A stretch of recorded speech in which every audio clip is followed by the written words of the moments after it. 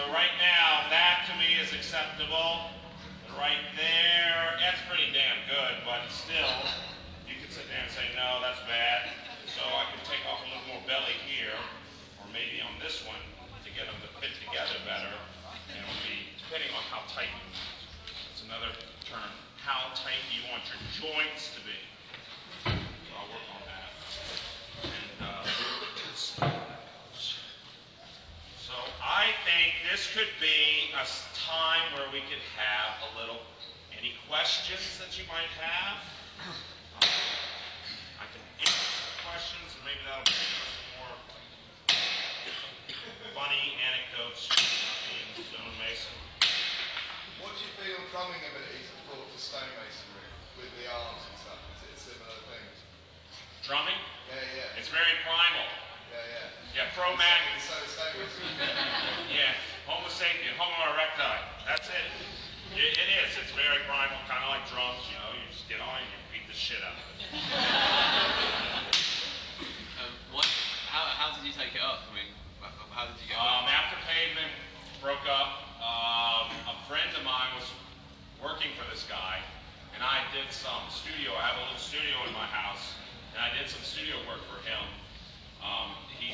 Has a kind of an acoustic solo thing that he does. And I worked with him in the studio, and I was like, he's too picky. I would never want to do any work with him. And then my friend started working with him, and he's one of my best friends from college. And he was like, come on, we get it. So I started working with him a little bit at a time. And after about a year, I was working pretty much full time with him.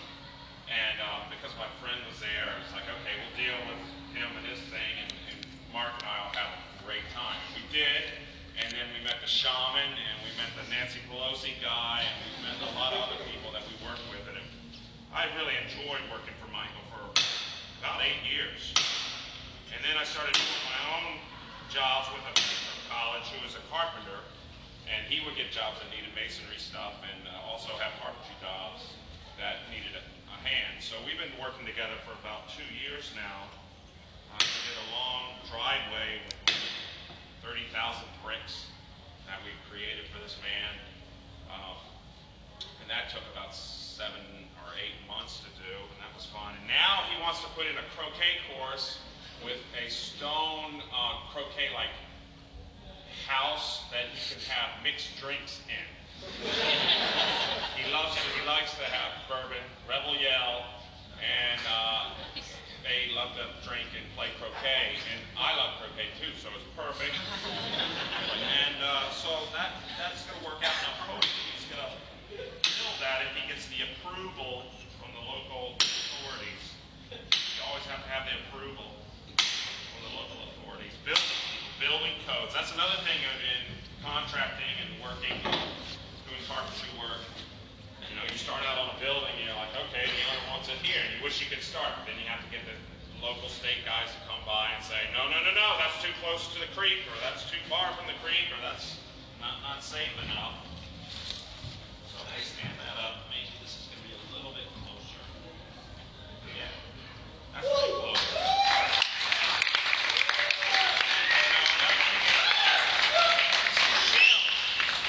We call them chinks or shims. I don't know what you call them over here, but say I wanted to get that a little bit closer, I could just get that up right there, and that would make it a little tighter, a little better, and then I would start working on this to make it a little more square, and that's if you want the square look. Some people don't care, other people really want it to look like they're a king in a castle or something.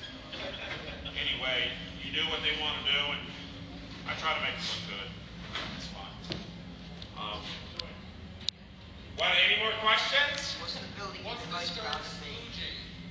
Splooging, yes. Good, very good question. That's a very good question.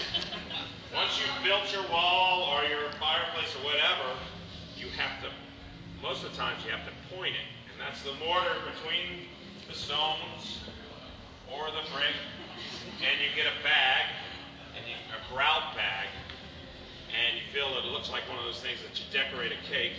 Fill it with mortar, and you take it and you hold it, and it hurts. But you hold it, and you stick it in, and you squirt it in, and we call it splooging. It's the same thing in rock and roll. And we would listen to that someone I know really loved. You see the guitar player, and he's just going all, through 90% of the song. And I call that splooging.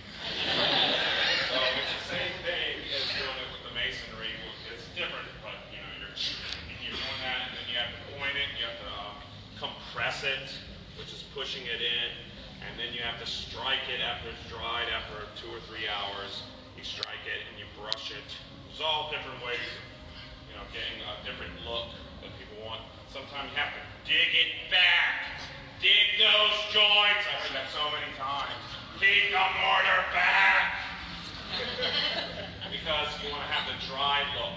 Like some places have where you see the mortar and it's really pretty. I like that look. But other people want to have it where it looks like the stone is stacked right on top of each other and there's no mortar involved at all.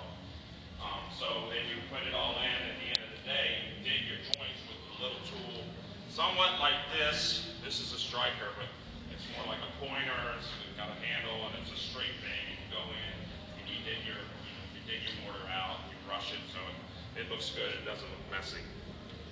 Good question, Remco. Very good. Any more? There was one over here. What's the building you've been most proud of being involved in making?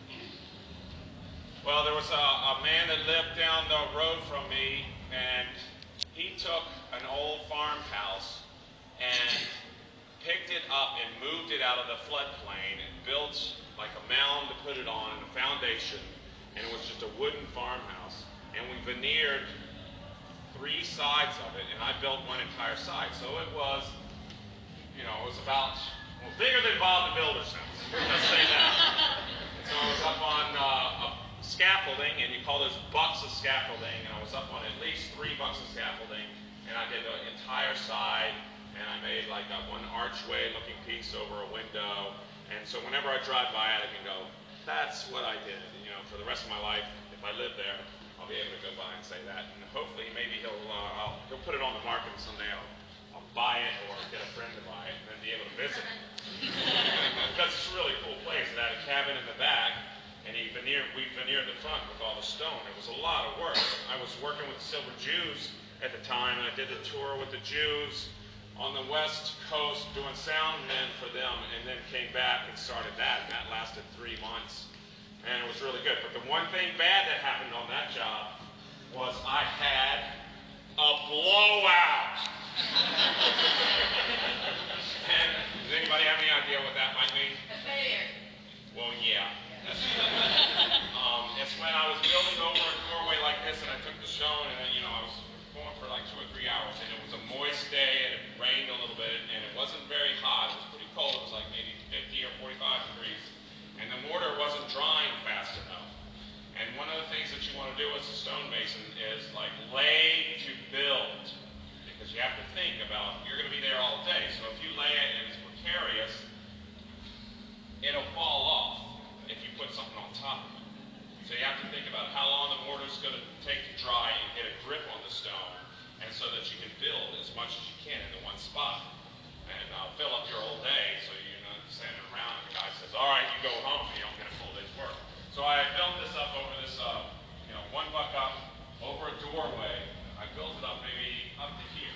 One day from here to about here, and I got out and I was so proud because the rock was really shitty, really hard to work with, and I had to shape it a lot, and I got it up there, and I was just grooving, I'm like, I'm great, and I put the stone up, and I turned around, and boom, the whole thing just fell down, and just like, at least probably a half a ton of stone fell right in front of me, and I just felt terrible, because, that's like at least 3 or 4 hours of work.